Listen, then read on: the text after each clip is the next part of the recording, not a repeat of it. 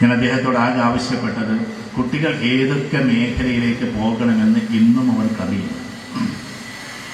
എല്ലാവരും SSLCയിൽ അങ്ങേയറ്റം മാർക്ക് വാങ്ങിക്കുന്നു.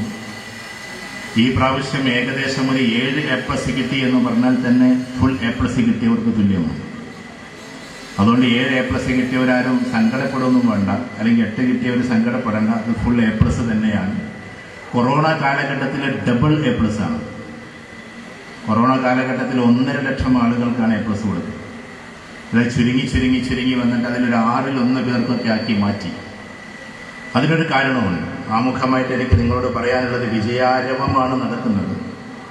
അതുകൊണ്ട് ഇവിടെ ഉന്നത വിജയം നേടിയിട്ടുള്ള എല്ലാ വിദ്യാർത്ഥികളും, SSLCയിലാകട്ടെ +2-ലാകട്ടെ, എല്ലാറ്റിലും ഉന്നത വിജയം നേടിയിട്ടുള്ള എല്ലാ മക്കൾക്കും, എൻ്റെ പ്രിയപ്പെട്ട കുട്ടികൾക്ക് ഏറ്റവും വലിയ രീതിയിലുള്ള ആശംസകൾ, ഒരു ബിഗ് സല്യൂട്ട് നിങ്ങൾക്ക് വേണ്ടിയിട്ട് നമ്മൾ നൽകുന്നു.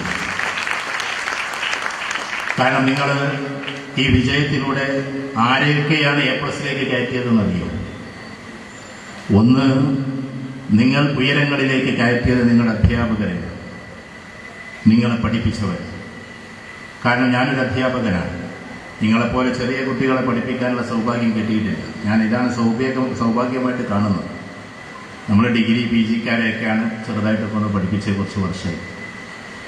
അപ്പോൾ നമ്മുടെ കുട്ടികൾ ഉയരങ്ങളിലേക്ക് എത്തുമ്പോൾ മാസത്തിൽ കിട്ടുന്ന ശമ്പളത്തേക്കാൾ എത്രയോ ആയിരക്കണക്കിന് മടങ്ങ് ശക്തമാണ് നമ്മുടെ കുട്ടികൾ ഉയരങ്ങളിലെത്തി എന്ന് നമ്മൾ കാണുമ്പോൾ. ആ സന്തോഷത്തേക്കാൾ അപ്പുറത്തൊന്നുമില്ല. ഇന്നലെ ഇവിടെ 12 മണി വരെ അധ്യാപകർ ഇവിടെ വെള്ളം തൂത്തുവാരുകയായിരുന്നു, അല്ലെങ്കിൽ ഇന്ന് രാവിലെയും അതായിരുന്നു പണി എന്ന് പറയുമ്പോൾ അവരെല്ലാം മറന്ന കാര്യങ്ങൾ ചെയ്യുന്നത് എൻ്റെ കുട്ടികൾ എന്നുള്ളൊരു വല്ലാത്തൊരു കൺസേൺ. അതാദ്യം നിങ്ങൾ മനസ്സിലാക്കണം. നമ്മുടെ അധ്യാപകർ, അതാണ് അവരുടെ സന്തോഷമാണ് ഏറ്റവും വലുത്. കാരണം ഈ ലോകത്തിൽ ഏറ്റവും ഉയരങ്ങളിലെത്താൻ പറ്റുന്ന പൊസിഷൻ, വളരെ ശ്രദ്ധിക്കണേ കുട്ടികളെ. നിങ്ങൾ കരിയറിനെ ശരിക്കൊന്ന് മാപ്പ് ചെയ്തിട്ട് എന്താണ് കരിയർ എന്ന് പഠിച്ചിട്ട് അതിൻ്റെ മാക്സിമം ലെവൽ എവിടെ എത്താമെന്ന പഠനത്തിൽ ഡോക്ടർ, എഞ്ചിനീയർ, സിവിൽ സർവീസ് ഇതൊക്കെ നിങ്ങൾ കാണും. പക്ഷേ ഈ ലോകത്തിലെ ഏറ്റവും വലിയ പൊസിഷൻ, കരിയറിലെ പൊസിഷൻ, സോഷ്യൽ റിഫോമർ എന്ന് പറയുന്ന പൊസിഷനാണ്. സമൂഹത്തെ ഉയരങ്ങളിലേക്ക് കൊണ്ടുപോയവൻ എന്ന പൊസിഷനാണ്. നിങ്ങൾ ഡോക്ടറായി കുറെ ആളുകളെ പരിശോധിച്ചു എന്നത് വലിയ പൊസിഷനല്ല. ഡോക്ടർ വലിയൊരു പൊസിഷനാണ്, അതിനെ ചെറുതാക്കല്ല. അതിനേക്കാളൊക്കെ മുകളിൽ സമൂഹത്തെ നിങ്ങൾ എവിടെ എത്തിച്ചു? എന്തുകൊണ്ട് ഗാന്ധിജി ഇത്രമാത്രം ചർച്ച ചെയ്യപ്പെടുന്നു? പ്രൊഫഷണലി അദ്ദേഹം അഡ്വക്കേറ്റാണ്, ഒരുപാട് കേസുകൾ വാദിച്ച ആളാണ്. പക്ഷെ അതിനെക്കുറിച്ചൊന്നുമല്ല ചർച്ച. ഇന്ത്യ എന്ന മഹാരാജ്യത്തിന് ഉയരങ്ങളിലേക്ക് കൊണ്ടുപോയൊരു മഹാമനീഷി, അതാണ് അദ്ദേഹത്തിന്റെ പൊസിഷൻ. ഇങ്ങനെ നമ്മുടെ പൊസിഷനെ അളന്നുകൊണ്ട് നോക്കുമ്പോൾ സോഷ്യൽ റിഫോമറാണ് ഈ ലോകത്തിലെ ഏറ്റവും വലിയ പൊസിഷൻ. കരിയർ ക്ലാസ് എടുക്കുന്ന ഒരാളെന്ന നിലയ്ക്ക് ആമുഖമായിട്ട് ഞാനത് പറയുന്നു. ആ സോഷ്യൽ റിഫോമേഴ്സിന്റെ ലിസ്റ്റിൽ ഏറ്റവും പ്രധാനപ്പെട്ട വ്യക്തിത്വങ്ങളുടെ പേരാണ് ടീച്ചേഴ്സ്, അധ്യാപകർ എന്ന് പറയുന്നത്. കാരണം ഒരുപാട് ആളുകളെ ഉയരങ്ങളിലേക്ക് എത്തിക്കുന്നവരാണ് അധ്യാപകർ. ഒരു പക്ഷേ ഞാൻ എപ്പോഴൊക്കെയോ സൂചിപ്പിച്ചിട്ടുണ്ട്, ഭാവിയിൽ നിങ്ങൾ എപ്പോഴെങ്കിലും ഒരു ജില്ലാ കളക്ടർ ആവുകയാണെങ്കിൽ ആവട്ടെ എന്ന് പ്രാർത്ഥിക്കുന്നു. സിവിൽ സർവീസാണ് ഏറ്റവും കോമ്പറ്റേറ്റീവ് ആയിട്ടുള്ള എക്സാമിനേഷൻ ഇവിടെ ഇന്ത്യയിൽ. അതിനെ മറച്ചു കിടക്കുന്ന ഒന്നേ ഉള്ളൂ, അത് ആക്ച്വൽ സയൻസാണ്. അത് ഞാൻ പറയാനുള്ള കാരണം, സിവിൽ സർവീസുകാരെ പോലും എഴുതിയാൽ പൊട്ടുന്ന എക്സാം ഉണ്ട് ഇന്ത്യയിൽ. അതിന്റെ പേരാണ് ആക്ച്വൽ സയൻസ്. എനിക്കറിയാവുന്ന 3 സിവിൽ സർവീസുകാരെ എഴുതിയിട്ടും അത് പൊട്ടിയിട്ടുള്ളൂ. ആക്ച്വൽ സയൻസ് അതെന്താണ് നിങ്ങൾ സെർച്ച് ചെയ്തപ്പോൾ ഇൻഷുറൻസുമായി ബന്ധപ്പെട്ടതാണ്. ഇന്ത്യ ഏറ്റവും കൂടുതൽ സാലറി കൊടുക്കുന്നതും അവർക്കാണ്. ഞാൻ പറഞ്ഞുകൊണ്ടിരിക്കുന്നത്, അത്തരത്തിലുള്ള ഹൈലി കോമ്പറ്റേറ്റീവ് എക്സാമിനേഷൻ നിങ്ങൾ പാസ്സായി, എന്നിട്ട് നിങ്ങളൊരു കളക്ടറായിട്ട് കളക്ടറേറ്റിൽ ഇരിക്കുമ്പോൾ, കോഴിക്കോടോ തിരുവനന്തപുരത്തോ എവിടെയെങ്കിലും ആണെന്ന് വിചാരിക്കും, ഏതോ ഒരു ദിവസം നിങ്ങളെ പഠിപ്പിച്ച ഒരു അധ്യാപകൻ അതിലൂടെ കടന്നു പോവാണ്. ഗ്രൗണ്ടിലൂടെ ഇങ്ങനെ കടന്നു പോകുന്നത് നിങ്ങൾ കാണുകയാണ്. ഉടനെ തന്നെ സ്റ്റാഫിനെ വിട്ടിട്ട് പറയും, എൻ്റെ സാറാണ് വിളിപ്പിക്കുന്നത്. എൻ്റെ സാറാണ് എന്ന് പറഞ്ഞിട്ട് വിളിപ്പിക്കുമ്പോൾ ആ രംഗം ജസ്റ്റ് ഒന്ന് വിഷ്വലൈസ് ചെയ്ത് നോക്കിയാൽ, കേൾക്കുന്നത് വിഷ്വലൈസ് ചെയ്യുന്നവരാണ് ഇന്നത്തെ കുട്ടികൾ. കാരണം നിങ്ങൾ ഏറ്റവും കൂടുതൽ കാണുന്നത് വിഷ്വൽസാണ്. അതുകൊണ്ട് കേൾക്കുന്നതിനെ വിഷ്വലൈസ് ചെയ്തിട്ടാണ് അവതരിപ്പിക്കേണ്ടത് എന്നാണ് അധ്യാപകർ ചെയ്യേണ്ടത് കാര്യമാണ്. അപ്പൊ അദ്ദേഹം ഇങ്ങനെ നടന്നു വരുമ്പോൾ, സർ നിങ്ങളെ സാറ് വിളിക്കുന്നു എന്ന് പറയുമ്പോൾ ഏത് സാറാണ് ഏറ്റവും വലിയ സാർ എന്ന കൺഫ്യൂഷനിലായിരിക്കും ഈ സ്റ്റാഫ്. അങ്ങനെ അകത്തേക്ക് കയറുമ്പോൾ അദ്ദേഹം ഒരു ഡോക്ടറാണെങ്കിൽ മേ ഐ കമിൻ സർ എന്ന് ചോദിക്കണം. കാരണം ഡോക്ടർ എന്ന് പറയുന്നത് കലക്ടറേക്കാൾ ഒരുപാട് താഴെയാണ്. ഒരു ലോയർ ആണെങ്കിൽ മേ ഐ കമിൻ സർ എന്ന് കലക്ടറുടെ വാതിലിൽ മുട്ടി ചോദിക്കണം, പെർമിഷൻ ചോദിക്കണം. എന്നാൽ അധ്യാപകൻ കടന്നു വരുമ്പോൾ കലക്ടർ ഇങ്ങോട്ട് ഇറങ്ങി വന്നു തൻ്റെ അധ്യാപകനെ ഒന്ന് പരിരംഭണം ചെയ്ത് ആലിംഗനം ചെയ്ത് അതിമനോഹരമായി വികാരത്തോടു കൂടി സാർ എന്താ ഇവിടെ എന്ന് ചോദിക്കുന്നൊരു ചോദ്യമുണ്ടല്ലോ, അതിനനുസരിച്ച് അധ്യാപകർ ഉയരണം, അപ്പോഴേ ആ ചോദ്യമൊക്കെ ഉണ്ടാവുള്ളൂ. ഞാനൊരു ഫോം ഒപ്പിടിക്കാൻ വന്നതാണ് എന്ന് സാധാരണ ഭാഷയിൽ തിരിച്ചൊരു പറച്ചിൽ. അങ്ങനെ എല്ലാം കഴിഞ്ഞിട്ട് തിരിച്ചു പോകുമ്പോൾ കലക്ടറേമാൻ്റെ അല്ലെങ്കിൽ കലക്ടർ സാറിൻ്റെ അധ്യാപകൻ വന്നിട്ടുണ്ട് എന്ന് അവിടെ മൊത്തത്തിൽ വാർത്തയായപ്പോൾ എല്ലാവരും കൂടും അധ്യാപകനെ ഒന്ന് കാണാൻ.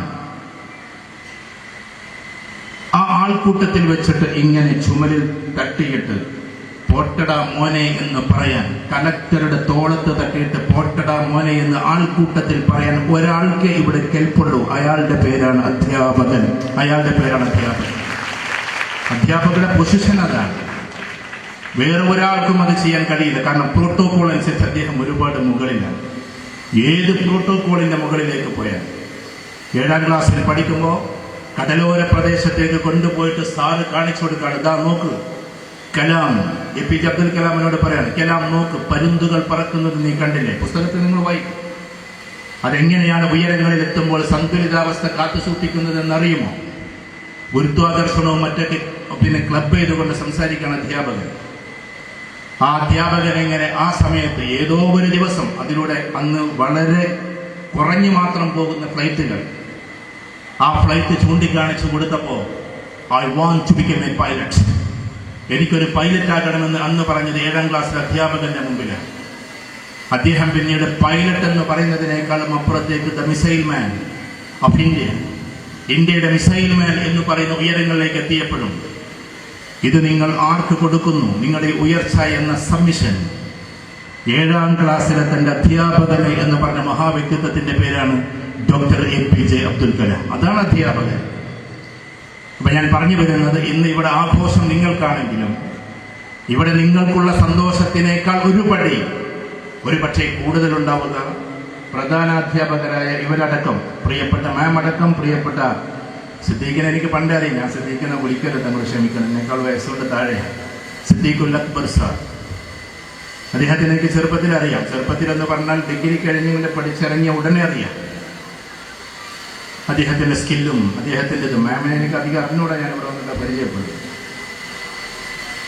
അപ്പൊ നമ്മളൊരു കളിക്കൂട്ടുകാരനെ പോലെ അല്ലെങ്കിൽ ഇതിന് അനിയനെ പോലെ നടന്ന ആൾ ഒരുപാട് ത്യാഗം ചെയ്തിട്ടാണ് സത്യത്തിൽ ഈ ചെറുപ്പത്തിലെ, ഇപ്പൊ സിദ്ദീഖിന് എത്ര വയസ്സായെന്ന് എനിക്ക് അറിഞ്ഞുകൂടാ. വയസ്സോടെ ആരിപ്പോൾ പറയലല്ലേ, പണ്ട് പെണ്ണുങ്ങളോട് വയസ്സും ആണുങ്ങളോട് ശമ്പളവും ചോദിക്കരുതെന്ന്. അപ്പൊ ആണുങ്ങളോടും വയസ്സ് ചോദിക്കാൻ പറ്റില്ല. അപ്പൊ ഏതായിരുന്നാലും ശരി, വളരെ ചെറുപ്പത്തിൽ HM എന്ന് പറയുന്ന പോസ്റ്റിലേക്ക് എത്തിയിരിക്കാം. അതുകൊണ്ട് നമ്മുടെ പുതിയ HMന് ആദ്യം ഒരു കയ്യടി നിങ്ങൾ കൊടുക്കുന്നത് നല്ലതാണ്. നല്ലൊരു ബിഗ് ക്ലാൻ. താഴത്താണ് നിൽക്കുന്നതെങ്കിലും അവരൊക്കെ അധ്യാപകരാണ്. കുറെ ആൾക്കാർ ഇവിടെ ഇരിക്കുന്നുണ്ടോ, സൈഡിൽ നിൽക്കുന്നുണ്ടോ, ടീച്ചേഴ്സായിട്ട് അവിടെ നിൽക്കുന്നുണ്ടോ, അവരൊക്കെ നിങ്ങളെ ഇങ്ങനെ പഠിപ്പിച്ചിട്ടുണ്ടോ? അല്ലെ? അങ്ങനെയല്ലേ? ഹിന്ദി ടീച്ചറെ കാണുമ്പോൾ നിങ്ങൾക്ക് തോന്നുന്നു നെ പ്രത്യയം ചേർത്ത്, കെ പ്രത്യയം ചേർത്ത്, കോ പ്രത്യയം ചേർത്ത് തുടങ്ങിയതാണ്. പിന്നെ വാർത്താ ലാബിലൂടെ കടന്നുപോയി അവസാനം ഹിന്ദി എന്താണ് എന്ന ലോകത്തിലേക്ക് അങ്ങോട്ട് കടന്നുപോയി. ഇപ്പൊ ഹിന്ദി ടീച്ചർ ഇങ്ങനെ നടന്നു പോകുമ്പോൾ ദാ പോകുന്ന വാർത്താ ലാബ് ഒന്നിച്ചിട്ട് എന്ന് നമുക്കിങ്ങനെ തോന്നിപ്പോവാണ്. മാത്സ് പഠിപ്പിക്കുമ്പോൾ ഒരുപാട് ശാഠ്യം പിടിച്ചിട്ടുണ്ടാകും. കാരണം സൈക്കോളജി അനുസരിച്ച് ഒരു ക്ലാസ്സിൽ 4 കുട്ടികളാണ് മാക്സിമം മാത്തമാറ്റിക്കൽ ലോജിക്കുള്ള കുട്ടികളുണ്ടാവുക. ആവറേജ് കൂടുതലുണ്ടാവാൻ കുറവുണ്ടാവുക. 50 കുട്ടികൾ എടുത്താൽ 4 കുട്ടികളെ മാത്തമാറ്റിക്കൽ ലോജിക്കുള്ള കുട്ടികളുണ്ട്. എന്നെ സംബന്ധിച്ചിടത്തോളം ഞാൻ മാത്തമാറ്റിക്കൽ ലോജിക്കുള്ള ആളല്ല. ടാനെ, കോസ്, തീറ്റ ഇതെന്താണ് എനിക്ക് എപ്പോഴും അറിഞ്ഞുകൂടെ. അന്ന് പാസ്സായിരുന്നേ ഉള്ളൂ. ഇവിടെ SSLC പാസ്സായ പല ആൾക്കാരുണ്ടാകും. അവരോട് എന്താണ് ടാനെ, കോസ്, തീറ്റ എന്ന് ചോദിച്ചാൽ എപ്പോഴും അവർക്ക് അറിഞ്ഞുകൂടാ. അന്ന് തിന്നു കഴിഞ്ഞു എന്നേ പറയൂ. അപ്പൊ മാത്തമാറ്റിക്കൽ ലോജിക് അതില്ലാത്തവരെ മാത്സിന്റെ ടോപ്പ് റേഞ്ചിലേക്ക് എത്തിക്കാൻ മാത്സിന്റെ അധ്യാപകൻ പെട്ട ഒരു പാടുണ്ട്. അങ്ങേയറ്റത്തെ സഹനതയുണ്ട്. കാരണം മാത്തമാറ്റിക്കൽ ലോജിക്കുള്ളവർക്ക് പെട്ടെന്ന് അത് കയറും. നേരെ മറിച്ചിട്ട് ഈ പറയുന്ന കാര്യം കേറാതെ നടക്കുന്ന കുട്ടികൾക്ക് അത് കയറ്റിക്കൊടുത്ത് A+ എടുപ്പിച്ചൊരു അധ്യാപകനുണ്ടാവുമല്ലോ, അയാളെങ്ങനെ കടന്നു പോകുമ്പോൾ നിങ്ങൾക്ക് തോന്നുക ടാനും കോഴ്സും തീറ്റയും മെട്രിക്കുലേഷനൊക്കെ പാടെ നടന്നു പോകുന്നു. പക്ഷെ അയാൾ സഹിച്ചൊരു ത്യാഗമുണ്ട് നിങ്ങൾ ആ ഉയരങ്ങളിലേക്ക് എത്തിക്കാൻ. ഞാൻ പഠിച്ചിട്ടുള്ളത്, നിങ്ങൾക്കെല്ലാ അഭിവാദ്യങ്ങളും തന്നുകൊണ്ട് പറയണം കേട്ടോ, ഏറ്റവും നന്നായി പഠിച്ച കുട്ടികളെക്കാൾ ഇവിടെ ഇരുന്നുകൊണ്ട് തന്നെ നിങ്ങളോട് അതൊന്ന് പറയട്ടെ. അവരെനിക്ക് വലിയ ഇഷ്ടമാണ്. എല്ലാ അനുമോദനങ്ങളും ഇന്ന് നിങ്ങളെ ഡിസ്കറേജ് ചെയ്യല്ല. എനിക്ക് കുറച്ചും കൂടി കൂടുതൽ ഇഷ്ടം ബാക്ക് ബെഞ്ചിൽ ഇരുന്ന് അധികം മാർക്ക് എടുക്കാത്ത കുട്ടികളെയാണ്. കാരണം എന്താണെന്ന് ചോദിച്ചാൽ അവര് പിന്നീട് ഒരു ഉയർച്ചയിലേക്ക് ഒരു പോക്കുണ്ട്. ആ ഉയർച്ചയിലേക്ക് പോകുമ്പോൾ ഏറ്റവും വലിയ കമ്മിറ്റ്മെന്റ് ഉണ്ടാകുന്നത് ആ കുട്ടികൾക്കാണ്. സാറേ എന്ന് പറഞ്ഞ് ഓടി വരല്ല അവരാണ്. നിങ്ങളെ കൂട്ടത്തിലൊന്നുമല്ല, നിങ്ങൾ നന്നായിട്ട് പഠിച്ചവരാണ്. പക്ഷെ ആ പ്രകൃതം നമ്മൾ കീപ്പ് ചെയ്യണം. അതിനെ ഞാനിത് പറഞ്ഞു. എത്ര ഉയരങ്ങളിലേക്ക് പോയാലും ഇത് എന്റെ കപ്പാസിറ്റിയാണ്, it's my own capability, it's my own capacity എന്ന് ഒരു റാങ്ക് എടുത്തവനും പറയരുത്. എത്ര ഉയരങ്ങളിലെത്തിയാലും ചിലപ്പോൾ അങ്ങനെ നന്നായിട്ട് പഠിക്കുന്ന കുട്ടികൾക്ക് പിന്നെ ആ സാറന്മാരൊന്നും തിരിഞ്ഞു നോക്കില്ല. അവർ പിന്നെ കളക്ടർമാരൊക്കെ ആയി, ഡോക്ടേഴ്സായി, എഞ്ചിനീയേഴ്സൊക്കെ ആയിട്ട് അങ്ങ് പോകും. എന്നിട്ട് അവസാനം ആദ്യത്തെ ഒരു സ്കൂളിലെ 8ാം ക്ലാസ്സിൽ പഠിപ്പിച്ച മാത്സിന്റെ സാറ് എന്ന് പറയുന്നൊരവസ്ഥയിലേക്ക് നമ്മൾ എത്തരുത്. ഒരക്ഷരം പഠിപ്പിച്ചു തന്നാലും ഒരു താഴ്ന്ന ജാതിക്കാരൻ, ജാതി പറയാൻ പാടില്ല എന്ന്, അയാളെ കണ്ടപ്പോ ഇമാം ഗസാലി എഴുന്നേറ്റ് നിന്നു. ലോകത്തിന്റെ മഹാഗുരു. ടീച്ചേഴ്സ് പഠിക്കേണ്ട 2 കഥാപാത്രങ്ങളുണ്ട് ഈ ലോകത്തിൽ. ഒന്ന് ഗസാലിയൻ തോട്ട്സ്, മറ്റൊന്ന് അതേപോലെ തന്നെ ബുദ്ധാസ് തോട്ട്സ്. ബുദ്ധന്റെ ടീച്ചിങ് പെഡഗോഗിയും ഗസാലിയുടെ ടീച്ചിങ് പെഡഗോഗിയും ടീച്ചേഴ്സ് പഠിക്കേണ്ട 2 എണ്ണമാണ്. കാരണം ഗസാലി എങ്ങനെയാണ് ആളുകളെ പഠിപ്പിച്ചത്, ലൈവായിട്ട് എങ്ങനെ പഠിപ്പിച്ചു ഇമാം ഗസാലി. ഇതേപോലെ തന്നെ ശ്രീ ബുദ്ധ അതിമനോഹരമായി എങ്ങനെയാണ് ആളുകളെ പഠിപ്പിച്ചത്.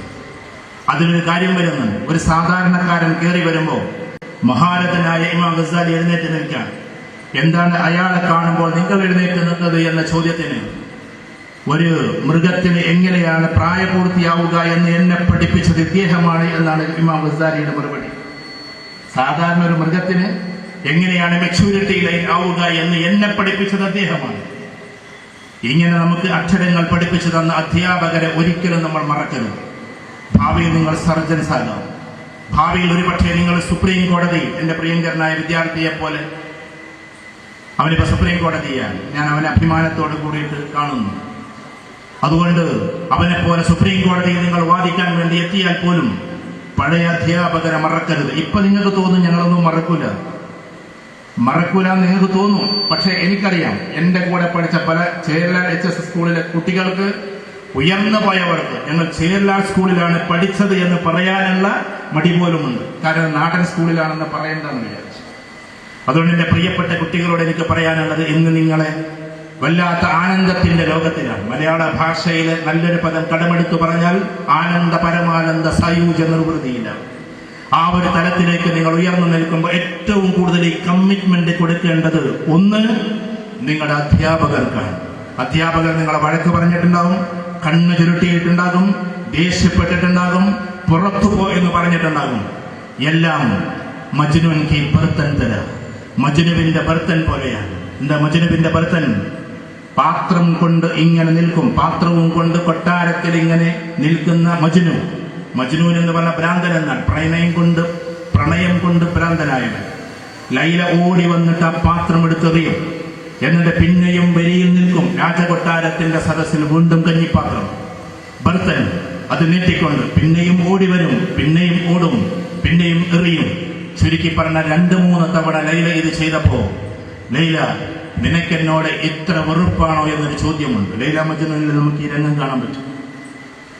ലോകത്തിലെ ഏറ്റവും മഹാകാവ്യങ്ങളിൽ അല്ലെങ്കിൽ ഏറ്റവും വലിയ ലവ് സ്റ്റോറിൽപ്പെട്ട ഒന്നാണ് ഈ ലൈല മജ്നൂൻ കഥ.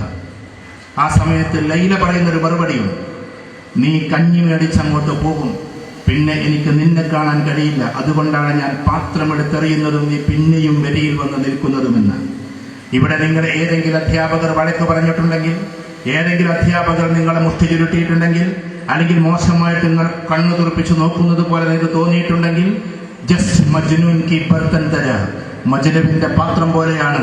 നിങ്ങളോടുള്ള സ്നേഹം കൊണ്ടാണ് ആ ഒറ്റപ്പെടുത്തൽ, നിങ്ങളോടുള്ള സ്നേഹം കൊണ്ടാണ് നിങ്ങളെ ആക്രോശിച്ചത്, നിങ്ങളോടുള്ള സ്നേഹം കൊണ്ടാണ് സത്യത്തിൽ എന്താക്കിയത്, അവര് നിങ്ങളെ പലപ്പോഴും സൃഷ്ടിക്കാൻ വേണ്ടി, ശിക്ഷണം തരാൻ വേണ്ടിയിട്ട് ഒരുങ്ങിയത്. അവിടെ അധ്യാപകർക്കാണ് ആദ്യം നിങ്ങൾ ഇത് കൊടുക്കേണ്ടത്. ലോകത്തിലെ ഏറ്റവും ടോപ്പ് റേഞ്ചിൽ കയറിയ മുഴുവൻ ആളുകൾ എഡ്യൂക്കേഷനെ ആണ് ഒന്നാം സ്ഥാനത്ത് നിർത്തിയത്. ലോകത്തിന്റെ ഏറ്റവും വലിയ രാജ്യമെന്ന് അവകാശപ്പെടുന്ന അമേരിക്കയുടെ ഒരു പ്രസിഡന്റ് ആയിരുന്നു തോമസ് ജെഫേഴ്സൺ. അദ്ദേഹം മരിക്കാൻ സമയത്ത് ഈ ലോകത്തോട് പറഞ്ഞത്, തോമസ് ജെഫേഴ്സൺ അദ്ദേഹം മരിക്കാൻ സമയത്ത് വസീയത്ത് പോലെ പറഞ്ഞത്, ഞാൻ അമേരിക്കയുടെ പ്രസിഡന്റ് ആയിരുന്നു എന്ന് നിങ്ങൾ പറയരുത്, അതല്ല എന്റെ ശവക്കല്ലറയിൽ എഴുതി വെക്കേണ്ടത്. അമേരിക്കയിൽ പോയാൽ ശവക്കല്ലറയിൽ പ്രസിഡന്റുമാരുടെ എഴുതി വെച്ചിട്ടുണ്ടോ പ്രസിഡന്റ് ആയിരുന്നു എന്ന്. അങ്ങനെ അദ്ദേഹത്തിന്റെ ശവക്കല്ലറയിൽ നമുക്ക് അമേരിക്കയുടെ പ്രസിഡന്റ് എന്നല്ല എഴുതി വെച്ചിട്ടുള്ളത്. Here was buried Mr. Thomas Jefferson is the member of Virginia University എന്നാണ്, ഫൗണ്ടർ മെമ്പർ. അതിനെ ഉണ്ടാക്കിയ ആള് എന്ന അർത്ഥത്തിൽ എഡ്യൂക്കേഷന്റെ പേരാണ് അദ്ദേഹത്തിന്റെ ശവക്കല്ലറയിൽ എഴുതി വെച്ചത്. എന്ന് വെച്ചാൽ അമേരിക്കൻ പ്രസിഡന്റിനേക്കാൾ മുകളിൽ ഞാൻ എന്ന അധ്യാപകനാണ് പ്രധാനപ്പെട്ടത് എന്നായിരുന്നു തോമസ് ജെഫേഴ്സൺ എഴുതി വെച്ചത്. അതുകൊണ്ട് ആദ്യത്തെ കമ്മിറ്റ്മെന്റ് എന്റെ പ്രിയപ്പെട്ട കുട്ടികളെ, നിങ്ങളുടെ അധ്യാപകരോട്, നിങ്ങൾ ശകാരിച്ചവരോട്, നിങ്ങളെ ഒറ്റപ്പെടുത്തിയവരോട്. അതുകൊണ്ട് നമുക്ക് അധ്യാപകർക്ക് വേണ്ടി വൈകാരികമായ ഒരു കയ്യടി കൊടുക്കാം. നിങ്ങളാക്കിയ അധ്യാപകരോട്, നിങ്ങൾക്ക് വേണ്ടിയിട്ട് ഒരുപാട് ത്യാഗം സഹിച്ച അധ്യാപകർക്ക് വേണ്ടി, അതിന്റെ പ്രധാന അധ്യാപകർക്ക് വേണ്ടി വികാരത്തോടു കൂടി ഒരു കയ്യടി എന്റെ പ്രിയപ്പെട്ട കുട്ടികളോട്. ഇനി രണ്ടാമത്തെ ഒരു കൂട്ടരുണ്ട്, അത് പറഞ്ഞിട്ട് ഞാൻ എന്റെ ചെറിയ വിഷയം ടോപ്പിക് അവസാനിപ്പിക്കാം. രണ്ടാമത്തത്, നിങ്ങളൊക്കെ ഇങ്ങനെ ഉയർന്നു പോയപ്പോഴും നിങ്ങളെ പലപ്പോഴും ഇങ്ങനെ വിളിച്ചുണർത്തി എണീക്കടി പഠിക്കടി എന്ന് പറഞ്ഞ ചിലപ്പോഴൊക്കെ നിങ്ങളുടെ കണ്ണിൽ പണ്ട് ഒരൊറ്റ A+ പോലും എടുക്കാത്ത ഒരു അമ്മയുണ്ട് ഇവിടെ, ഒരു ഉമ്മയുണ്ട് ഇവിടെ, ഒരു ഉപ്പയുണ്ട് ഇവിടെ, ഒരു അച്ഛനുണ്ട് ഇവിടെ. ചിലപ്പോൾ അവരൊക്കെ ഇന്ന് ഗൾഫിലായി, പല ആൾക്കാരും ഗൾഫിലാണ്, നമ്മുടെ നാട്ടിലൊക്കെ അങ്ങനെ. അവർക്ക് കൊടുക്കണം ഈ കമ്മിറ്റ്മെന്റ്. കാരണം എന്താണെന്ന് വെച്ചാൽ നിങ്ങളുടെ വിജയത്തിന്റെ അവകാശി 25% നിങ്ങൾ, എൻ്റെ ഭാഷയിൽ 25% സ്റ്റുഡൻസ്, 50% പാരൻസ് ആണ്, ബാക്കി 25% അധ്യാപകർ. പാരൻസിന്റെ സപ്പോർട്ടില്ലാതെ, പാരൻസിന്റെ സ്നേഹവായ്പില്ലാതെ, ഞാൻ എപ്പോഴും പറയുന്നൊരു കഥാപാത്രമുണ്ട്, വീണ്ടും പറയുന്നത് പുതിയ കുട്ടികൾക്ക് കേൾക്കാൻ വേണ്ടിയിട്ടാണ്. മെഡിക്കൽ റാങ്കിൽ 1ാം സ്ഥാനത്തെത്തിയ ഒരു കുട്ടി, ആ കുട്ടി എത്തിയിട്ട് പലപ്പോഴും ഞാൻ പറഞ്ഞിട്ടുണ്ട്, ഈ കുട്ടികളോട് ഞാൻ പറയുന്നു, എൻ്റെ മനസ്സിൽ നിന്ന് മായാത്ത ഒരു ചിത്രമാണ് അന്നത്തെ പത്രത്തിലാവും ന്യൂസ്. അവന്റെ പേര് അശ്വിൻ കുമാർ എന്നാണ്. കേരള മെഡിക്കൽ എൻട്രൻസ്, അന്ന് കേരള മെഡിക്കൽ എൻട്രൻസിൽ നമ്പർ 1, അന്ന് കേരളത്തിൽ മാത്രമേ, പിന്നീട് നീറ്റൊക്കെ വന്നു. ചുരുക്കി പറഞ്ഞാൽ അതിൽ നമ്പർ 1 നിൽക്കുന്ന സമയത്ത് പത്രക്കാർ അവന്റെ വീട്ടിൽ പോയിട്ട് ഇങ്ങനെ ലഡു കൊടുക്കുന്നു, അതേപോലെ തന്നെ എന്തും കൊടുക്കുന്നു, മിഠായി കൊടുക്കുന്നു. അത് ലഡു കൊടുക്കുന്നത് ഫോട്ടോ എടുത്തിട്ട് പത്രത്തിൽ വരുത്താൻ വേണ്ടിയിട്ട് എന്താക്കുന്നു, ഇത്രമാത്രം സോഷ്യൽ മീഡിയ ഇല്ലാത്തൊരു കാലമാണ്. എല്ലാം ഇങ്ങനെ കൊടുക്കുന്നു. ഫോട്ടോ എടുക്കുന്ന സമയത്ത് ഒരു പത്രക്കാരൻ ചോദിച്ചു, മോനെ ഈ സമ്മാനം നീ ആർക്കാ കൊടുക്കുക? ഉടനെ തന്നെ അവൻ പറഞ്ഞത് എൻ്റെ അമ്മക്ക് എന്ന്. ഉടനെ തന്നെ പത്രക്കാരന്റെ ചോദ്യം, is your mother A doctor? നിന്റെ അമ്മ ഒരു ഡോക്ടറാണോ? അവൻ പറഞ്ഞു, അല്ല, വീട്ടിൽ നിന്ന് തിരിയുന്ന ഒരു സാധാരണ സ്ത്രീയാണ്. പിന്നെ എന്തിനാ അമ്മക്കിത് കൊടുക്കുന്നത് എന്ന ചോദ്യത്തിന് ആ കുട്ടി പറഞ്ഞൊരു മറുപടിയുണ്ട്. രാത്രി 2 മണിക്ക് എഴുന്നേറ്റിട്ട് കട്ടൻ ചായ കാച്ചിയിട്ട് പഠിക്കാനിരിക്കുന്ന എൻ്റെ കൺമുമ്പിൽ കൊണ്ടുവന്ന് വെച്ച് എന്റെ നെറ്റിയിൽ ഉമ്മ വെച്ച് കാത്തിരിക്കുന്ന എൻ്റെ അമ്മക്ക് എൻ്റെ ഒന്നാറാണ്. എന്റെ നെറ്റിയിൽ ഉമ്മ വെച്ച് കാത്തിരിക്കുന്ന എൻ്റെ അമ്മക്ക് എൻ്റെ ഒന്നാറാണ്. മോളെ പഠിക്കടി എന്ന് എഴുന്നേൽപ്പിച്ചത്, മോളെ എന്ന് പറഞ്ഞിട്ട് നിങ്ങൾ പ്രചോദിപ്പിച്ചത്. അതേപോലെ തന്നെ ചിലപ്പോൾ ഉമ്മ നിങ്ങൾക്ക് അധികം തന്നിട്ടുണ്ടാവില്ല. നിങ്ങൾ വിചാരിച്ച ഞങ്ങൾക്ക് ഉമ്മ ഒന്നും തന്നിട്ടില്ലല്ലോ ഉമ്മ എന്നാണ്. പക്ഷേ ആത്മാവ് കൊണ്ട്, മനസ്സുകൊണ്ട് 1000 ഉമ്മകൾ നിങ്ങൾക്ക് ആ പാവം സ്ത്രീ തന്നിട്ടുണ്ട്. ആ പാവം ഉപ്പ ഗൾഫിൽ വെച്ചിട്ട് തന്നിട്ടുണ്ട്. എപ്പോഴും ഇങ്ങനെ സ്വപ്നം കണ്ട് വളർത്തിയിട്ടുണ്ട്. നിങ്ങൾക്ക് വേണ്ടി ഒരുപാട് ത്യാഗങ്ങൾ സഹിച്ചിട്ടുണ്ട് നിങ്ങളുടെ അച്ഛൻ, നിങ്ങളുടെ അമ്മ. അവർക്കാണ് പിന്നെ നിങ്ങളുടെ കമ്മിറ്റ്മെന്റ്. അധ്യാപകരെക്കാൾ ആദ്യം ഞാൻ അവരുടെ പേരെ പറയേണ്ടത്, പക്ഷേ അതൊരു ഇമോഷന് വേണ്ടിയിട്ട് അങ്ങോട്ട് മാറ്റിയതാണ്. ആ മാതാപിതാക്കളാണ് ഇരിക്കുന്നവർ. നമ്മളെ ചിലപ്പോൾ ശകാരിച്ച, അധ്യാപകരെക്കാൾ ചിലപ്പോൾ ശകാരിച്ച, നിന്നെ ഒന്നിനും പറ്റൂല എന്ന് പറഞ്ഞവർ, അതോടൊപ്പം അപ്പുറത്ത് ആശുത്താത്താന്റെ കുൽസുവിനെ ചൂണ്ടിയിട്ട് അവളെ കണ്ടിന് 24 പഠിക്കുന്നത് എന്ന് പറഞ്ഞവൾ, അതൊക്കെ ഒരു പ്രചോദനമായിരുന്നു എന്ന് മനസ്സിലാക്കണമെങ്കിൽ നമ്മൾ പിന്നീട് ഉയരങ്ങളിൽ എത്തുമ്പോൾ മനസ്സിലാവും. എൻ്റെ ഉമ്മ ആകെ എന്നോട് പറഞ്ഞൊരൊറ്റ പ്രചോദനവാക്യമുള്ളൂ. PGക്കൊക്കെ പോകുന്ന സമയത്ത് എന്നോട് ചോദിക്കും, എന്നടാ എനിക്കൊരു ജോലിയാവുക. അത് കേൾക്കുമ്പോൾ അന്ന് നമുക്കൊരു ഇറിറ്റേഷനായിരുന്നു. പക്ഷേ കാലങ്ങൾക്ക് ശേഷം അത് വലിയൊരു പ്രചോദനമാണെന്ന് മനസ്സിലാക്കി. എന്നടാ എനിക്കൊരു ജോലിയാവുക. അത് ചോദിക്കാൻ അവർക്ക് അറിയും. വലിയ മോട്ടിവേഷൻ ഒന്നും പറയാൻ നമ്മുടെ മാതാക്കൾക്ക് അറിഞ്ഞുകൂടാ. അതുകൊണ്ട് എൻ്റെ ഇവിടെ ഇരിക്കുന്ന ഓരോ കുട്ടികളും ഏത് മേഖലയിൽ നിങ്ങൾ പോയി പഠിച്ചാലും കുട്ടികളോട് എനിക്ക് പറയാനുള്ളത് മാതാപിതാക്കളോടുള്ള കമ്മിറ്റ്മെന്റ്. ഭാവിയിൽ ചിലപ്പോൾ ക്യാമ്പസിൽ പോകുമ്പോൾ ഇന്നത്തെ കാലഘട്ടവുമായി ബന്ധപ്പെടുത്തിയിട്ടുള്ള കുറേ കാര്യങ്ങൾ അവിടെ നടക്കുമ്പോൾ ആ സമയത്ത് മാതാപിതാക്കൾക്കപ്പുറത്തേക്ക് ആരുമില്ലെന്ന് പറയാൻ ഏത് ക്യാമ്പസിലും നിങ്ങൾക്ക് സാധിക്കും. ഏത് ക്യാമ്പസിലും ചിലപ്പോൾ നല്ല മെച്യൂരിറ്റിയുള്ള കുട്ടി ആളാണെന്ന് പറയാം, അവിടെ നിന്ന് പ്രണയം നടക്കാന്ന് വിചാരിക്കും. ഇതര കമ്മ്യൂണിറ്റിയിൽപ്പെട്ട കുട്ടികളാണെന്ന് ആ അമ്മയും ദുഃഖിക്കും, ഈ ഉമ്മയും ദുഃഖിക്കും.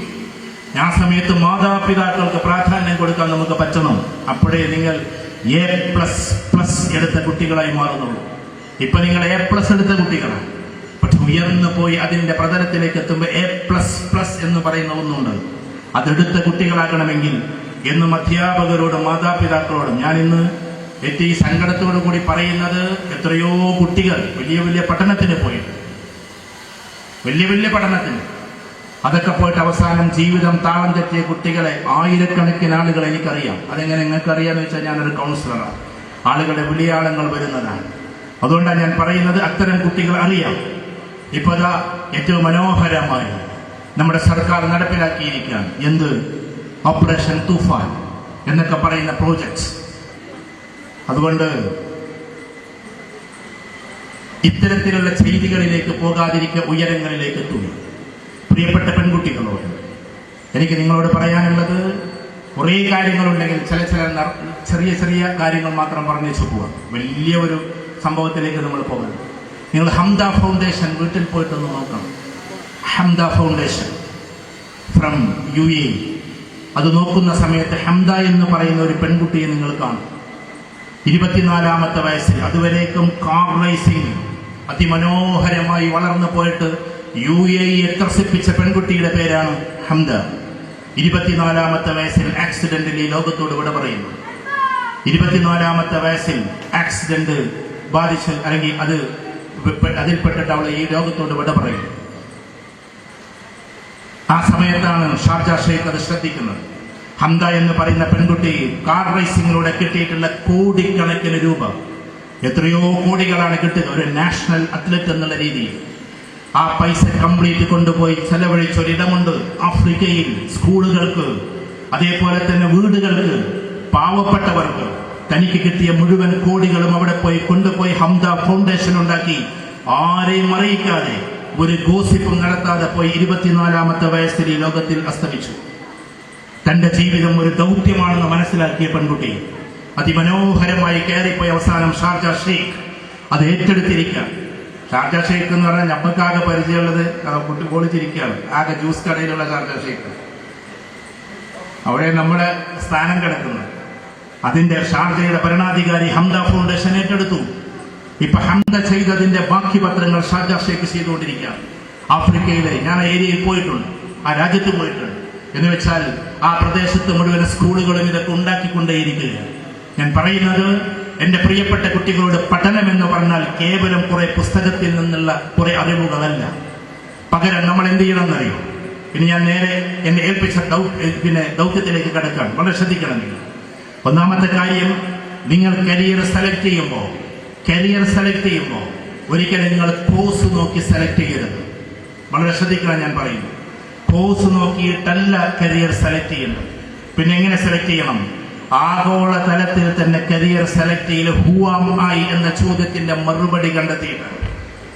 ഇന്ന് വരെ കേരളത്തിലെ എഡ്യൂക്കേഷൻ സിസ്റ്റത്തിൽ അത് വന്നിട്ടില്ല. പല ഏജൻസികളും അത് നടത്തുന്നുണ്ട്. പ്രിയപ്പെട്ട ഇപ്പോഴത്തെ വിദ്യാഭ്യാസ മന്ത്രിയോട്, പ്രിയപ്പെട്ട ഷംസുക്കയോട് ഇതേപോലെ ഒരു കാര്യം, ഈ കാര്യം നിങ്ങൾ 8-ലും 9-ലും 10-ലും നടത്തണം. ഞാൻ ആകെ കുറച്ച് സമയം സംസാരിക്കാൻ സമയം കിട്ടിയുള്ളൂ, തിരക്കിലാണ് തിരുവനന്തപുരത്ത്. പക്ഷേ അദ്ദേഹം പറഞ്ഞ അതൊരു പ്രൊജക്റ്റാക്കി തരൂ എന്നാണ്. അദ്ദേഹം ജന്മമെടുത്തിട്ടുള്ള തിരൂരിന്റെ ഭാഗത്ത് നിന്നിട്ടാണ് ഞാൻ ഈ സംസാരിക്കുന്നത്. വിദ്യാഭ്യാസ മന്ത്രി നമ്മോട് ആവശ്യപ്പെട്ടത് ഒരു പ്രൊജക്റ്റായിട്ട് തരൂ എന്നാണ്. പ്രൊജക്ട് കൊടുക്കാൻ ഒരുപാട് ആളുകൾ, അതിവിദഗ്ധന്മാർ, എന്നേക്കാൾ വലിയ വിദഗ്ധന്മാർ ഒരുപാട് ആളുകളുണ്ട്.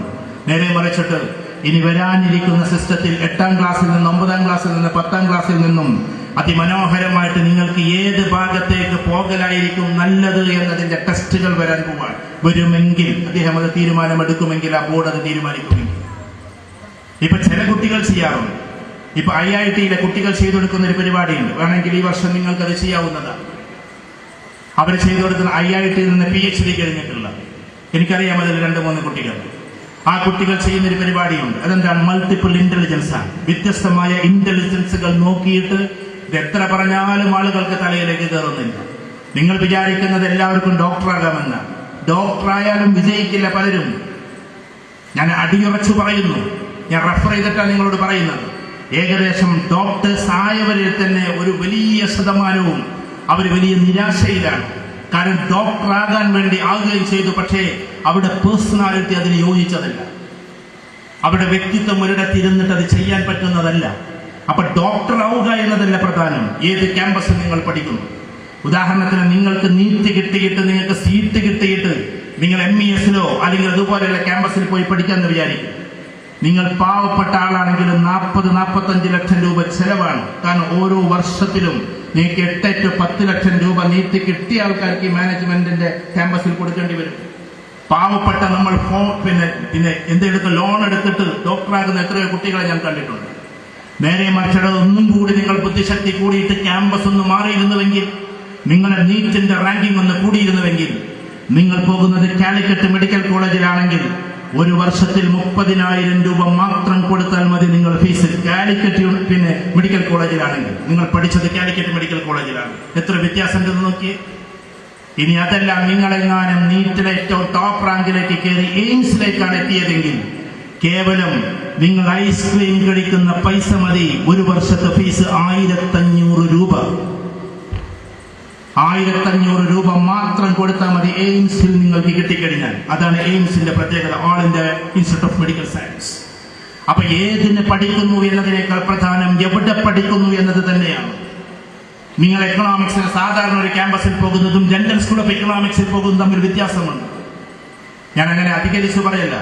ഇന്നതൊക്കെ നിങ്ങൾക്ക് പോവാം. നിങ്ങൾക്ക് തൊട്ടപ്പുറത്തുള്ള നമ്മുടെ MES സ്കൂള്, ഞാൻ ആ സ്കൂളിനെ വലുതാക്കി പറയല്ലോ. ആ സ്കൂളിൽ നിന്ന് ഇപ്പൊ 2 കുട്ടികൾ പോയി ലണ്ടൻ സ്കൂൾ ഓഫ് എക്കണോമിക്സിലേക്ക്. ഞാനൊരു പരിപാടിക്ക് വേണ്ടി പോയപ്പോ ഇത് പ്രസംഗിച്ചപ്പോൾ ഇവിടുത്തെ മാനേജ്മെന്റ് എന്നോട് പറഞ്ഞു, അവരെ ഈ സാധാരണ കുട്ടികൾ തന്നെയല്ലേ, MESലെ കുട്ടികളാന്ന് വിചാരിച്ചിട്ട് പ്രത്യേകിച്ച് എന്തെങ്കിലും ഉണ്ടോ? ഇല്ലല്ലോ. ഞാൻ അതിന്റെ ഇടയ്ക്കൊന്നും കൂടി പറയാം. ഇവിടെ സാറിന് നേരം വേണ്ടിണ്ടാവുന്ന ക്ഷമ ചോദിച്ചുകൊണ്ട് പറയാം. ബ്രോയിലർ കുട്ടികൾക്ക്, MES കുട്ടികളെയും ബ്രോയിലർ കുട്ടികളൊക്കെ അല്ല കേട്ടോ, ഞാൻ അവർക്ക് പോകാറുണ്ട്. അവിടുത്തെ അധ്യാപകർക്ക് ട്രെയിനിങ് കൊടുക്കാറുണ്ട്. ടോട്ടൽ പ്രിൻസിപ്പൽമാർക്ക് ഇന്നാൾ നടന്ന നമ്മുടെ ഷൊർണൂരിൽ വെച്ച് നടന്നിട്ടുള്ള MESന്റെ പ്രിൻസിപ്പൽമാർക്ക് നമ്മൾ ട്രെയിനിങ് കൊടുത്തു. മൊത്തത്തിലുള്ള കേരളത്തിൽ നമ്മൾ എക്സ്പീരിയൻസ് പറഞ്ഞു. അല്ല ഞാൻ അവരെക്കാൾ മിടുക്കനായതുകൊണ്ടല്ല. അപ്പൊ ഞാൻ പറഞ്ഞു വരുന്നത് ഇവിടെ ഇരിക്കുന്ന കുട്ടികളോട്, നിങ്ങളൊരു പക്ഷേ ഇന്ന് ഇവിടെ ഇരുന്നിട്ട് ഈ ഒരു ആഹ്ലാദത്തിമർപ്പിൽ എങ്ങാനും ലണ്ടൻ സ്കൂൾ ഓഫ് എക്കണോമിക്സ് സ്വപ്നം കണ്ടുവയ്ക്കുക. അങ്ങനെ സ്വപ്നം കണ്ട പണ്ടൊരു കുട്ടിയുണ്ടായിരുന്നു. അദ്ദേഹത്തിന്റെ പേര് മലയാളക്കരയിൽ നിന്ന് ആകെ ഒരാൾ മാത്രമേ ഇന്നേ വരെ ഇന്ത്യയുടെ പ്രസിഡന്റ് ആയിട്ടുള്ളൂ, ഡോക്ടർ KR നാരായണൻ. ആ നാരായണൻ കുട്ടി ഇതിനേക്കാൾ, ഇത് വലിയ നല്ല സ്കൂളാണ്, നല്ല ഗ്രൗണ്ടുള്ള നല്ല കെട്ടിടങ്ങളുള്ള പ്രതാപമേറിയ നമ്മുടെ ആലത്തൂരിന്റെ മഹാസ്കൂളിലാണ് ഞാൻ ഇന്ന് സംസാരിക്കുന്നത്. അത്രയൊന്നുമില്ലാത്ത കോട്ടയത്തെ ചോർന്നൊലിക്കുന്ന സ്കൂളിന്റെ മൂലയിലിരുന്ന് തുള്ളികളെ നോക്കിയിട്ട് ഇങ്ങനെ സ്വപ്നം കാണുമായിരുന്നു നാരായണൻകുട്ടി. എന്നിട്ട് പറയുമായിരുന്നു, എനിക്ക് ലണ്ടൻ സ്കൂൾ ഓഫ് എക്കണോമിക്സിൽ പോയി പഠിക്കണമെന്ന്.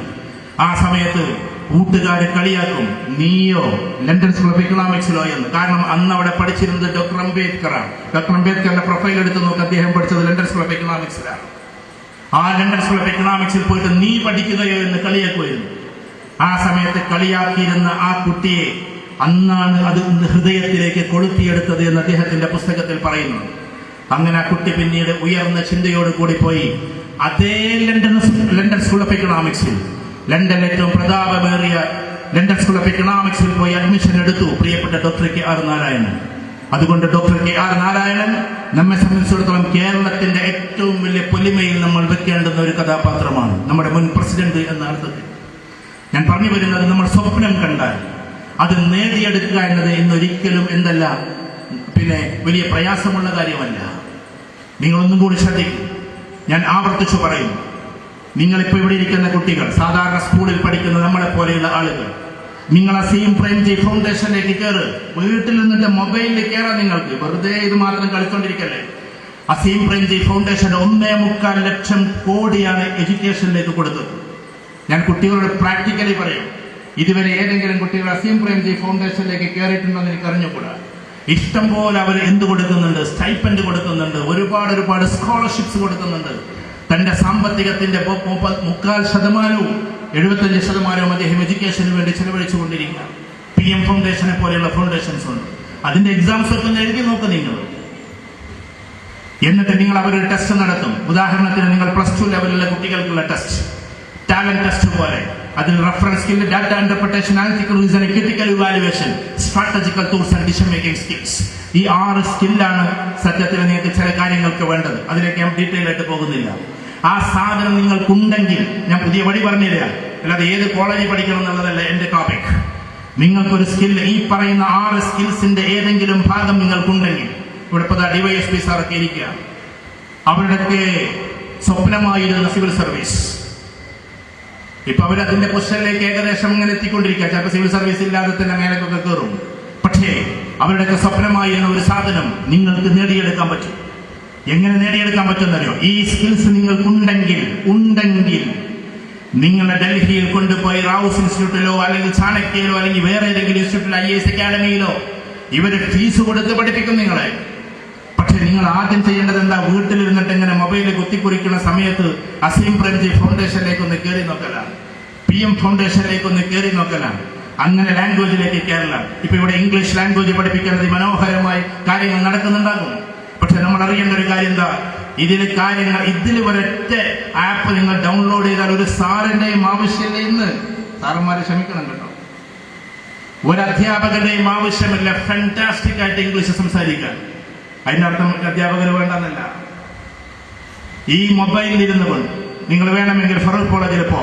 എനിക്കറിയാവുന്ന ഒരു 10 പെൺകുട്ടികളുണ്ട്. അവർ സാധാ സ്കൂളിൽ കയറിയിട്ട് മാർക്കോട് കൂടിയിട്ട് എത്തിയവരാണ്, പെൺകുട്ടികളാണ്. അവരൊരിക്കൽ എൻ്റെ അടുത്ത് വരികയാണ്, സാറേ ഇത് പഠിക്കാൻ എന്താ വേണ്ടത്? ഇംഗ്ലീഷ് പെട്ടെന്ന് പഠിക്കാൻ. ഞാൻ അവർക്ക് ആപ്പ് പറഞ്ഞു കൊടുത്തു.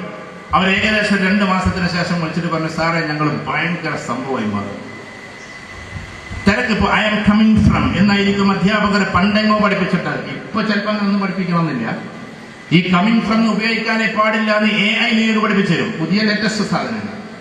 I am coming from Kerala എന്ന് പറയരുത്, I am coming from Malappuram എന്ന് പറയരുത്. ING ഫോം ഉപയോഗിച്ചാൽ AI നിങ്ങളോട് ചോദിക്കും, why you are using ING here? Because you are standing in front of me.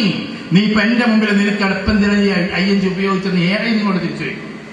നമ്മുടെ ഭാഷയെ ക്ലാരിറ്റിയോട് കൂടിയിട്ട് അവതരിപ്പിച്ചത് മനോഹരമായി നിങ്ങളുടെ സ്കില്ലിനെ കൂട്ടാൻ AIക്ക് സാധിക്കും. AIന്റെ പോസിറ്റീവ് സൈഡ് നിങ്ങൾ എടുക്കുകയാണെങ്കിൽ, ഞാൻ പറയുന്നത് ബ്രില്യൻ്റായ കുട്ടികളോടാണ്.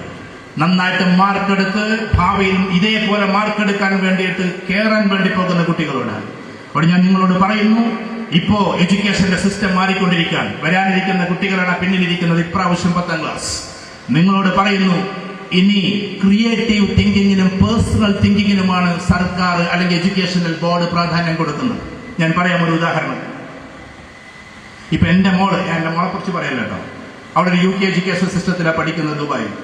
അപ്പൊ അവളുടെ ഒരു പ്രൊജക്ട് ഇന്നലെ എനിക്ക് അയച്ചു, എന്നെ കാണിച്ചു. എന്തായിരുന്നു പ്രൊജക്ട്? അഥവാ ഈ വർക്ക് ഫ്രം ഹോം എന്ന് പറയുന്ന സാധനം, അഥവാ ഓഫീസില്ലാതെ വീട്ടിലിരുന്നിട്ട് വർക്ക് ചെയ്യുന്ന സാധനം, അത് എങ്ങനെയൊക്കെ കമ്പനികളെ എഫക്ട് ചെയ്യുമെന്ന പ്രൊജക്റ്റാണ്. അപ്പൊ ആദ്യം യൂണിവേഴ്സിറ്റി അവരോട് പറഞ്ഞിട്ടുള്ളത് ഏകദേശം 100 ആളുകൾക്ക് ഈ പ്രൊജക്ട് അയച്ചു കൊടുക്കണം. അവര് അനലൈസ് ചെയ്തിട്ട് അതിന്റെ ആൻസർ നിനക്ക് അയച്ചു തരണം. എന്നിട്ട് അതിനെ മൊത്തത്തിൽ അനലൈസ് ചെയ്തിട്ട് നീ ഞങ്ങൾക്ക് ആൻസർ തരണം. എന്നിട്ട് ഇത് നല്ലതാണോ അല്ലയോ എന്ന് പിന്നീട് യൂണിവേഴ്സിറ്റി ചോദിക്കുമ്പോൾ അതിനെ അനലൈസ് ചെയ്തുകൊണ്ട് 5000 വേർഡ്സിൽ നീ എന്ത് ചെയ്യണം? ഡിസ്ക്രിപ്റ്റീവായിട്ട് ഞങ്ങൾക്ക് തരണം എന്നതാ പ്രൊജക്ട്. അതിന്റെ സിമിലിയർ സാധനമാണ് ഇനി കേരളത്തിൽ വരാൻ പോകുന്നത്. എന്ന് വെച്ചാൽ ഒരു ഉദാഹരണം പറയാം, ചോദ്യത്തിന്റെ ഒരു രീതി ഞാൻ പറയാം. ഇപ്പൊ നിങ്ങൾക്ക് വേണമെങ്കിൽ മൂന്നാറിന്റെ പ്രത്യേകത എന്ത് എന്ന് കേരളത്തിൽ മുമ്പ് ചോദ്യങ്ങൾ ഉണ്ടായിട്ടുണ്ടാവും. ഞാൻ ഒരു ഭരണാധികാരികളെയും പറയുന്നില്ല, മാറി മാറി വരുന്നവരൊക്കെ ഇങ്ങനെ മാറ്റങ്ങൾ നടത്തിക്കൊണ്ടേയിരിക്കും. ഞാൻ ആരുടെയും വക്താവായിട്ട് പറയല്ല. മൂന്നാർ എന്ന് പറയുന്ന സ്ഥലത്തിന്റെ പ്രത്യേകത എന്ത്? ഇതായിരിക്കും മുമ്പ് നിങ്ങൾക്ക് ചോദ്യം ഉണ്ടായിട്ടുണ്ടാവും. പക്ഷെ ഇനി വരാനിരിക്കുന്ന ചോദ്യം അതല്ല. കണ്ടന്റ് കുറച്ചും നിങ്ങളുടെ തിങ്കിങ് കൂടുതലായിരിക്കണം. എന്ന് വെച്ചാൽ നിങ്ങളോട് ചോദിക്കാൻ പോകുന്ന ചോദ്യം, ഞങ്ങൾ കുറച്ചു പേർ കേരളത്തിലേക്ക് വരാൻ പോകുമ്പോൾ കേരളത്തിൽ എത്ര ഡെസ്റ്റിനേഷൻ ഉണ്ട്, അഥവാ ടൂറിസ്റ്റ് ഡെസ്റ്റിനേഷൻ ഉണ്ട്? പ്രധാനപ്പെട്ട 5 എണ്ണം പറയുക. ആ 5 എണ്ണത്തിന് മാപ്പിങ്ങും മാക്സിങ്ങും നടത്തി ഏറ്റവും ബെസ്റ്റ് ഞങ്ങൾക്ക് ഈ ക്ലൈമറ്റിൽ ഏതാണെന്ന് നിങ്ങൾ തീരുമാനമെടുത്തു തരിക. ഞാൻ പറഞ്ഞു മനസ്സിലാണോ? കുട്ടികളെ ഇത് ബുക്കിലുണ്ടാവില്ല. നിങ്ങളപ്പോ സെർച്ച് ചെയ്ത് കണ്ടെത്തിയിട്ട് കാര്യങ്ങൾ പോണം. ആ ഒരു മോഡിലേക്ക് പോണം. അത്രമാത്രം എത്തിയിട്ടില്ലെങ്കിലും അതിന്റെ പാതി വഴിയിൽ എത്തി നിൽക്കാം. അവരുടെ പഴയതുപോലെ ഞങ്ങളുടെ കാലഘട്ടത്തിൽ Booker T Washington was an American Negro. His mother was totally ignorant, but she had an ambition for her children, a large pound of good hand, common sense which enabled to her to meet and master every difficult situation. എന്ന് ഞങ്ങൾ 92 SSLC എഴുതുമ്പോൾ ഇംഗ്ലീഷിലെ ആദ്യത്തെ ചാപ്റ്ററിന്റെ ആദ്യത്തെ ചോദ്യത്തിന്റെ ആദ്യത്തെ ഉത്തരം ഞാനിപ്പോൾ പറഞ്ഞത് ബോയ്ഹുഡ് ഡേയ്സിലെ ടീച്ചറൊക്കെ അതിന്റെ ആയിരിക്കും പഠിച്ചിട്ടാണ് ടീച്ചർ ചിരിക്കുന്നത്. അതേമാതിരി കാണാപ്പാടം പഠിക്കേണ്ടുന്ന കാലം കഴിഞ്ഞു. ഇനി നമ്മുടെ സ്കിൽസിനെ കൂട്ടുന്ന കാലം വരാൻ പോവാണ്, വന്നുകൊണ്ടേയിരിക്കാം. അതുകൊണ്ട് ചോദ്യങ്ങളുടെ പാറ്റേൺ മാറുക. നമ്മൾ വിചാരിക്കുന്ന ടെക്സ്റ്റിലുള്ള സാധനമായിരിക്കില്ല ഇനി വരിക. ഞാൻ ഇവിടെ വെച്ച് പറയുന്നു, ഇനി ഭാവിയിൽ ഒരു പക്ഷേ നീറ്റിന്റെ പോലും സിസ്റ്റം മാറും. എന്ന് വെച്ചാൽ ഇപ്പൊ ഹാർവാർഡും കേംബ്രിഡ്ജും ഒക്കെ ടെസ്റ്റ് നടത്തുന്നത് ഞാൻ അവിടെയൊക്കെ പോവാറുണ്ട്. പോയതിന്റെ വമ്പത്തരം പറയല്ല. അവരൊരിക്കലും കോപ്പി അടിക്കുന്ന ടെൻഷന് അവർക്കില്ല. കാരണം ഇപ്പൊ നീറ്റിൽ കോപ്പി അടിച്ചോ എന്നുള്ളതല്ല ആകെ നടക്കുന്ന പ്രശ്നം. ഇനി സിസ്റ്റം മാറിയിട്ട് എല്ലാവർക്കും ഡിഫറെന്റ് ക്വസ്റ്റ്യൻ പേപ്പർ ആയിരിക്കും. ഒരാൾക്ക് തിരിഞ്ഞു നോക്കിയിട്ട് ഒരു കാര്യം ഉണ്ടാവില്ല. മോണിറ്ററിലായിരിക്കും വരിക. മോണിറ്ററിൽ ആ ക്വസ്റ്റ്യൻ ആകെ 1 മിനിറ്റേ നിൽക്കുള്ളൂ. 1 മിനിറ്റ് കൊണ്ട് അല്ലെങ്കിൽ 5 മിനിറ്റ് എത്രയാണോ ഇതിന്റെ സമയം, ആ സമയം എത്രയും നിന്നിട്ട് ഇങ്ങനെ നോക്കാൻ പോലും സമയം ഉണ്ടാവില്ല. അതാണ് അവിടുത്തെ ടെസ്റ്റിന്റെ പ്രത്യേകത. അതുകൊണ്ട് ഇവിടെ കോപ്പി എഴുതി വന്നിട്ടുണ്ടോ, അതിന് മൊത്തം അഴിക്കണോ, അതിന് ഇന്നർ അയക്കണോ എന്നുള്ള ചോദ്യങ്ങളൊന്നും ഇനിയില്ല. തിരിഞ്ഞു നോക്കാൻ പറ്റില്ല. കാരണം അയാളുടെ ആൻസർ ഇവിടെ ഇല്ല, ഇയാളുടെ ആൻസർ ഇവിടെ ഇല്ല. ആ കാലൊക്കെ വരാൻ പോവാൻ. എന്ന് വെച്ചാൽ ഡിഫറെന്റ് ആയിട്ട് ചിന്തിക്കുക, ഡിഫറെന്റ് ആയിട്ട് കാര്യങ്ങൾ ചിന്തിക്കുക, ഡിഫറെന്റ് ആയിട്ട് ആൻസറുകൾ കണ്ടെത്തുക. ആ സിസ്റ്റത്തിലേക്ക് മാറുമ്പോൾ പഴയതുപോലെ A+ എടുക്കൽ അത്ര വലിയ കാര്യമാകില്ല. അതുകൊണ്ട് വലിയ കാര്യമല്ല, ഏറ്റവും ടഫായിരിക്കും. അതുകൊണ്ട് ആ മോഡിലൂടെ നിങ്ങൾ പോകണം. കോഴ്സുകൾ നിങ്ങൾ ഏത് വേണമെങ്കിലും സെലക്ട് ചെയ്തോളൂ. ഞാൻ എന്റെ സംസാരം അവസാനിപ്പിക്കുന്നതിന് മുമ്പേ ഒറ്റക്കാര്യം കൂടി പറഞ്ഞ് അവസാനിപ്പിക്കുന്നു. കോഴ്സ് നിങ്ങൾ ഏതും എടുത്തോളൂ, പക്ഷെ നമ്മൾ ആരാണെന്ന് തിരിച്ചറിയണം. അതിന് 3 കാര്യങ്ങളുണ്ട്. ഒന്നാമത്തെ കാര്യം ഏതാണെന്നറിയോ? ഒന്നാമത്തെ കാര്യം നിങ്ങളുടെ ആറ്റിറ്റ്യൂഡ് ഏതാണെന്ന് തിരിച്ചറിയലാണ്. നമുക്കൊരു ടേസ്റ്റ് ഉണ്ടാവും, നമുക്കൊരു അഭിരുചി. അത് തിരിച്ചറിയാതെ നിങ്ങളൊരു കോഴ്സിലേക്കും പോകരുത്. ഇപ്പതാ എല്ലായിടത്തും ജെറ്റ് ഓർഡർ പൊന്തിക്കൊണ്ടേയിരിക്കുക. വലിയ വലിയ ഫ്ലക്സ്. മെസ്സിയുടെ അവിടെ, നെയ്മറിന്റെ അവിടെ. ആ മെസ്സിയെ നിങ്ങൾ എടുത്തോ. കഴിഞ്ഞ ലോകകപ്പില് ഫൈനലിൽ കപ്പെടുത്തുയർത്തിയ ആളാണ്. ആ കളി ഞാനും നേരിട്ട് കാണാൻ പോയിട്ടുണ്ട്, ഖത്തറിലെ വേൾഡ് കപ്പ്. ആ കപ്പെടുത്തുയർത്തിയ അതേ മനുഷ്യന്റെ കയ്യിൽ ആരൊക്കെ അവിടെ, മെസ്സിന്റെ ആള്, നെയ്മറിന്റെ ആള്, റൊണാൾഡോന്റെ ആള് എനിക്ക് അറിഞ്ഞുകൂടാ. നേരെ മറിച്ച് ആ മനുഷ്യന്റെ കയ്യിൽ ക്രിക്കറ്റ് ബാറ്റ് കൊടുത്താൽ മെസ്സി സീറോയാണ്. Because Messi is the hero in the platform of football. Absolutely Messi is the zero in the platform of cricket. ഇതായിരിക്കണം നമ്മൾ തിരിച്ചറിയേണ്ടത്. ഒരു സ്ഥലത്ത് ഹീറോ, മറ്റൊരു സ്ഥലത്ത് സീറോയാണ്. അങ്ങനെ സീറോയായ നമ്മൾ സീറോ പ്ലാറ്റ്ഫോമിലേക്ക് പോകരുത്. ഹീറോയായ നമ്മൾ ഹീറോ പ്ലാറ്റ്ഫോമിൽ എത്തണം. That is career. അതിന്റെ പേരാണ് കരിയർ. നമ്മൾ എവിടെയാണ് ഹീറോ ആകുക എന്ന് നമ്മൾ സ്വയം തിരിച്ചറിയണം. ഇപ്പൊ എന്നെ സംബന്ധിച്ചിടത്തോളം ഞാൻ സോഷ്യോ ഇന്റലിജന്റാണ്. സമൂഹത്തിലേക്ക് ഇറങ്ങിയിട്ട് കുറെ കാര്യങ്ങൾ ചെയ്യാൻ പറ്റുമെന്ന് സൈക്കോളജി എന്നോട് പറയുന്നു. ചെയ്യുന്നുണ്ടോ ഇല്ലയോ എന്ന് വേറെ കാര്യമാണ്. എന്നോട് ടെക്നിക്കൽ ഇന്റലിജൻസ് എനിക്കില്ല. ടെക്നിക്കലി എന്ത് തന്നെ പറഞ്ഞാലും എനിക്ക് ചെയ്യാൻ കഴിയില്ല. മാത്തമാറ്റിക്കൽ ഇന്റലിജൻസ് എനിക്കില്ല. അതുകൊണ്ട് അതും എനിക്ക് ചെയ്യാൻ കഴിയില്ല. നേരെ മറിച്ച് സോഷ്യോ ഇന്റലിജന്റാണ്. ചിലർ ബിസിനസ് ഇന്റലിജന്റ് ആയിരിക്കും. തൊട്ടതെല്ലാം പൊന്നാക്കുന്ന ബിസിനസ്സുകാരായിട്ട് അവർ മാറും. അവർക്ക് ബിസിനസ് ഇന്റലിജൻസ് ഉണ്ടായത് കൊണ്ടാണ്. ഇതുണ്ടാകണമെങ്കിൽ അപ്പൊ ആദ്യം ആപ്റ്റിറ്റ്യൂഡ് പറഞ്ഞു, രണ്ടാമത് ഇന്റലിജൻസ് പറഞ്ഞു, മൂന്നാമത്തത് പേഴ്സണാലിറ്റിയാണ്. നമ്മുടെ പേഴ്സണാലിറ്റി ഏതാണെന്ന് അറിയണം. ഉദാഹരണത്തിന് ENTJ ആണോ, EFTJ ആണോ, ERTJ ആണോ? ഉദാഹരണത്തിന് സാറിരിക്കും, സാറ് തിരക്കിലാണെന്ന് തോന്നുന്നു. അവരുടെ ഒരു കറേജിയസ് ഉണ്ട്, ഒരു ധൈര്യം. ഇപ്പൊ പൈലറ്റ് ആകണമെങ്കിൽ ആൾട്ടിറ്റ്യൂഡിലേക്ക് കയറുമ്പോ, താഴോട്ട് നോക്കുമ്പോ ഭയപ്പെടാത്ത പേഴ്സണാലിറ്റി ആയാലേ നമുക്ക് പൈലറ്റ് ആകാൻ പറ്റൂ. അല്ലാതെ പൈലറ്റ് ആകാനുള്ള മാർക്കുണ്ടായിട്ട് കാര്യമില്ല. ആൾട്ടിറ്റ്യൂഡിൽ നിന്ന് താഴോട്ട് നോക്കുമ്പോ തല കറങ്ങുന്ന ആളെ എങ്ങനെ പൈലറ്റ് ആകാൻ പോകുന്നത്? അതുകൊണ്ട് കോക്പിറ്റിൽ നമ്മൾ മാത്രമേ മുന്നിലുണ്ടാവുള്ളൂ. ഫ്ലൈറ്റിൽ ഇരിക്കുമ്പോ താഴേക്ക് നോക്കുമ്പോൾ നമ്മുടെ ധൈര്യം എന്താ, മുന്നിൽ പൈലറ്റ് ഉണ്ട് എന്നുള്ളതാണ്. പൈലറ്റിന് ആരും നോക്കാല്ലേ, പൈലറ്റേ ഉള്ളൂ മുന്നിൽ. അതുകൊണ്ട് അത് ഭയപ്പെടുന്നവർ അതിന് പോയിട്ട് കാര്യമില്ല. അപ്പൊ നമ്മുടെ പേഴ്സണാലിറ്റി ഏതാണ്? PAT എന്ന് പറയും, പേഴ്സണാലിറ്റി അനാലിസിസ് ടെസ്റ്റ്. ആ ടെസ്റ്റുകൾ നടത്തിയിട്ട് കേരളത്തിൽ അത്ര അവൈലബിൾ അല്ല. പക്ഷെ പൂനെ, ബോംബെ അവിടുന്നൊക്കെ കുട്ടികൾ IIM-ലും IIT-യിലൊക്കെ നിറയുന്നത് ഇത്തരം ടെസ്റ്റുകളിലൂടെയാണ്. അതുകൊണ്ട് എന്റെ പ്രിയപ്പെട്ട കുട്ടികളോട് ഈ 3 ടെസ്റ്റുകളിൽ ഏതെങ്കിലും ആപ്റ്റിറ്റ്യൂഡ് ടെസ്റ്റോ, ഇന്റലിജൻസ് ടെസ്റ്റോ, പേഴ്സണാലിറ്റി ടെസ്റ്റോ നടത്തിയിട്ട് നമുക്ക് ഉയരാൻ പറ്റണം. അപ്പൊ നിങ്ങൾ എല്ലായിടത്തും ടോപ്പ് റേഞ്ചിലേക്ക് എത്തും. അവിടെ നിങ്ങൾ ടീച്ചറാകുമ്പോ എല്ലാ ടീച്ചേഴ്സിനെയും കുട്ടികൾ ഇഷ്ടപ്പെടുന്നില്ല. നിങ്ങൾക്ക് തന്നെ അറിയാലോ, എല്ലാ ടീച്ചേഴ്സിനെയും ഇഷ്ടപ്പെടില്ല. ആ നന്നായി നമ്മൾ ഇഷ്ടപ്പെടാത്ത ടീച്ചർ ആദ്യത്തെ പീരീഡ് തന്നെ വന്നിട്ട് ടെക്സ്റ്റ് മറിക്കാൻ പറയുമ്പോൾ നമ്മൾ കൂട്ടുവായിടാൻ തുടങ്ങും. കാരണം ആ ടീച്ചർക്ക് അതിന്റെ ഇന്റലിജൻസും ആപ്റ്റിറ്റ്യൂഡും ഇല്ലാത്തത് കൊണ്ടാണ്. പക്ഷെ ടീച്ചറാകാനായി, എന്നാൽ ലാസ്റ്റ് പീരീഡ് ജനഗണമന ചെല്ലാൻ വേണ്ടി നമ്മളിങ്ങനെ നിൽക്കുകയാണ്. ആ സമയത്താണ് നമ്മുടെ ഇൻട്രസ്റ്റിംഗ് ടീച്ചർ വരുന്നത്. ഹേ വെയിറ്റിംഗ് ആണ് നിൽക്കും. വേണമെങ്കിൽ ഒരു പീരീഡും കൂടി നമ്മൾ ഇരിക്കും. കാരണം ആ ടീച്ചർക്കുള്ളത് ആപ്റ്റിറ്റ്യൂഡും ഇന്റലിജൻസും പേഴ്സണാലിറ്റിയുമാണ്. എവിടെയാണോ നമ്മൾ എത്തുന്നത് അവിടെ നമ്മൾ മാസ്റ്റർ ആകണം. എവിടെയാണോ നമ്മൾ എത്തുന്നത് അവിടെ നമ്മൾ ഹീറോ ആകണം. അതിനുവേണ്ടിയുള്ള ടെസ്റ്റുകൾ എഴുതി അതിമനോഹരമായി ഉയർന്നു പോകാൻ ഇവിടുത്തെ കുട്ടികൾക്ക് സാധ്യമാകട്ടെ. അങ്ങനെ ഈ ആലത്തൂർ സ്കൂളിൽ നിന്നും ധാരാളം ഡോക്ടേഴ്സ്, ഒറ്റ മിനിറ്റ് കൊണ്ട് ചോദിച്ചോട്ടെ, ഇതിൽ ഡോക്ടേഴ്സ് ആകാൻ ആഗ്രഹിക്കുന്നവരെന്ന് കൈപ്പൊക്കിയാട്ടെ. പെട്ടെന്ന് പൊക്കിക്കോ, വേഗം പൊക്കിക്കോ.